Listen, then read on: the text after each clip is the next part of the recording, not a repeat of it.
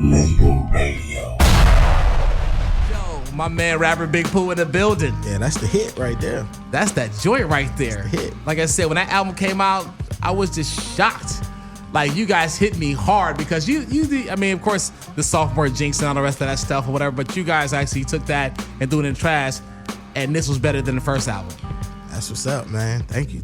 But it seemed like you guys always evolved, even when Ninth left the group and you guys did the duo thing or whatever. You guys always had something to prove. It's like you had a chip on your shoulder every time you put out a record. Because we always did. It was always something. You know what I mean? Like, whether it was internal or external, it was always something that it was like, of course, we got expectations, that others would have, and then we have our own expectations. So we always went into it like, yo, we got to get it done. I mean, it's personal points to prove, group points to prove. So, that's how we always attack things. So I have a question for you. This is random as fuck. But if you seen Benny B today, would it be some furniture moving? Definitely. Okay. Definitely. And you ain't the only one, because I know that there's a lot of people that says that, Benny B got some money for me over there somewhere. I heard, He probably got money for everybody. Shit, dilated. Shit, it's a long list of people that Benny B. It'll be some furniture moving. Okay. That ain't all love right there.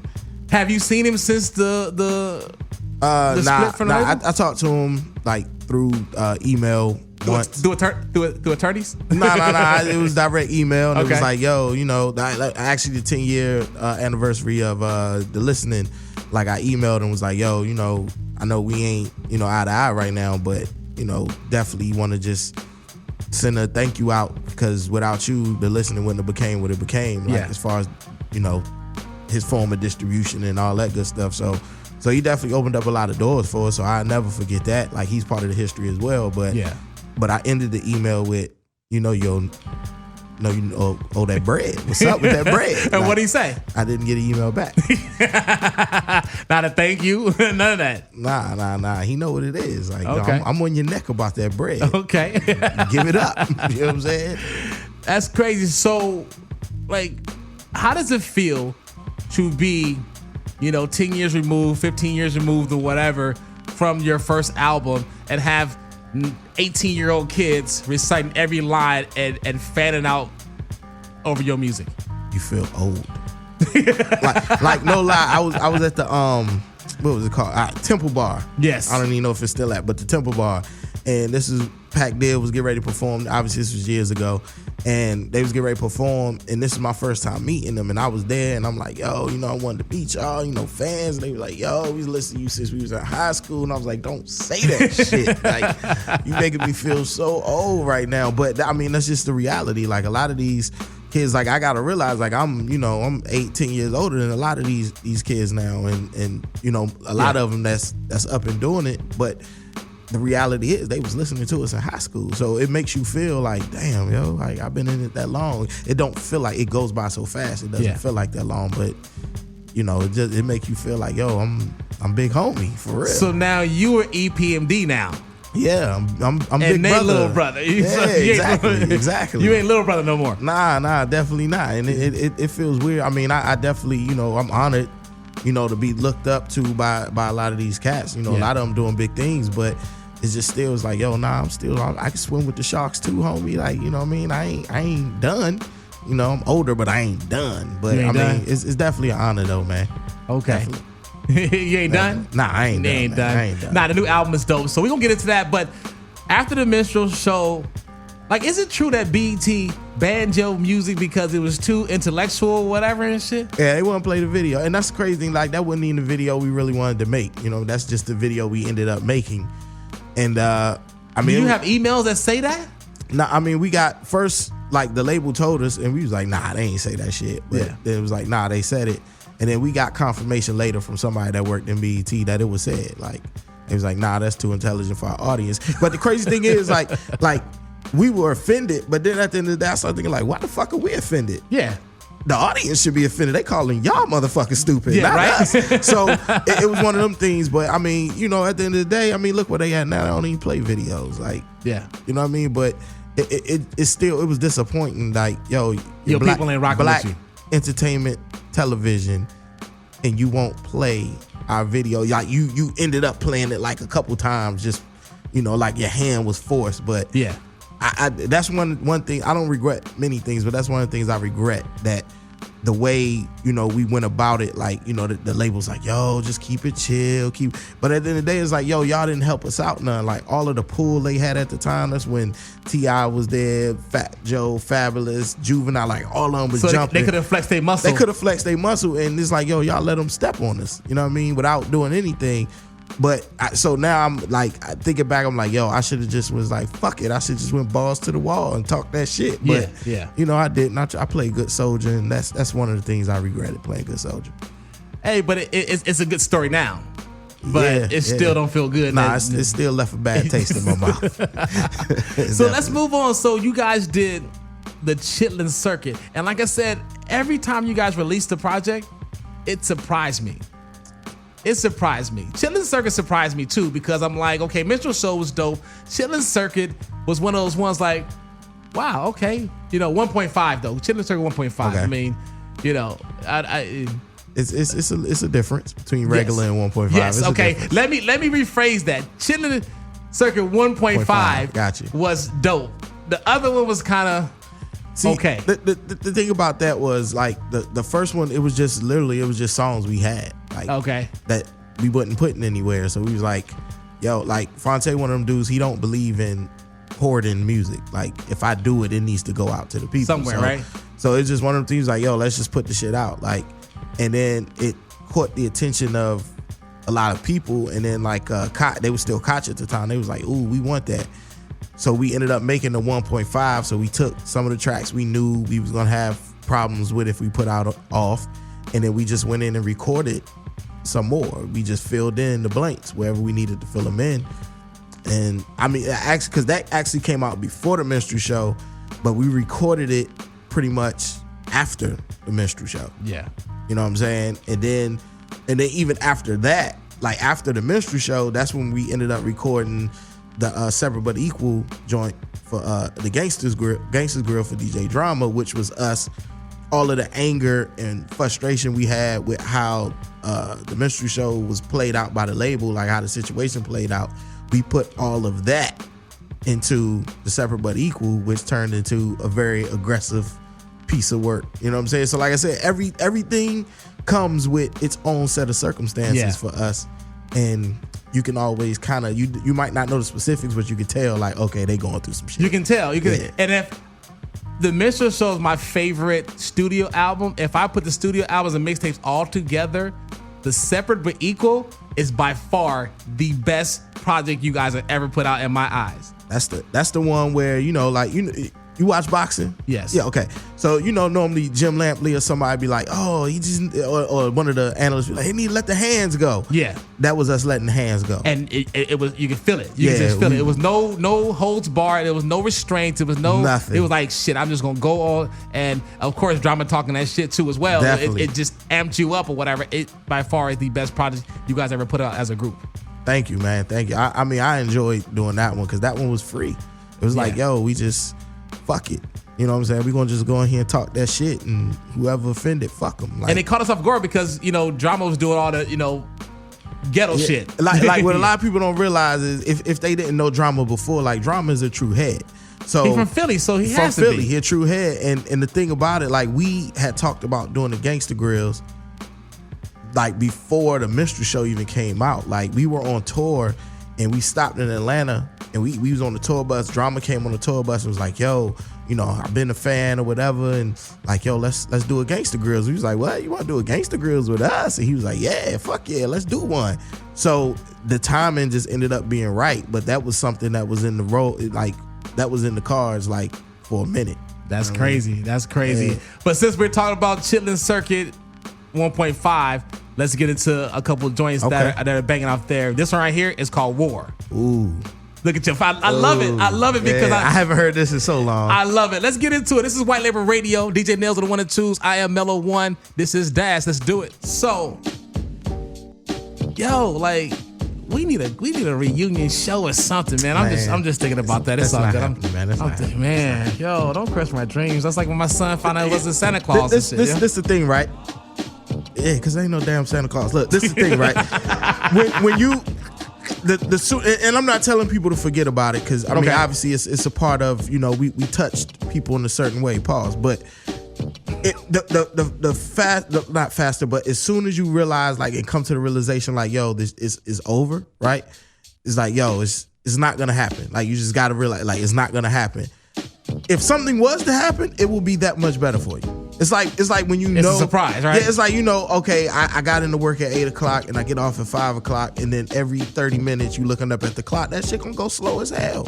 I got you. So don't look at the clock. Don't look at the clock. And then one day I'm gonna wake up and I'm gonna see. Just let time happen. I'm not gonna tell you what you're gonna see. Just let time happen, though. You know what I mean? Like, you know what I mean? Yeah. That's it. And that's the thing. Is like, you know, because we definitely appreciate it, but the problem comes with us. Like, the frustration comes with, like, you know, we definitely, I'm gonna speak for me here. I definitely appreciate it. That's my foundation. It's tatted on my arm. It's never going anywhere.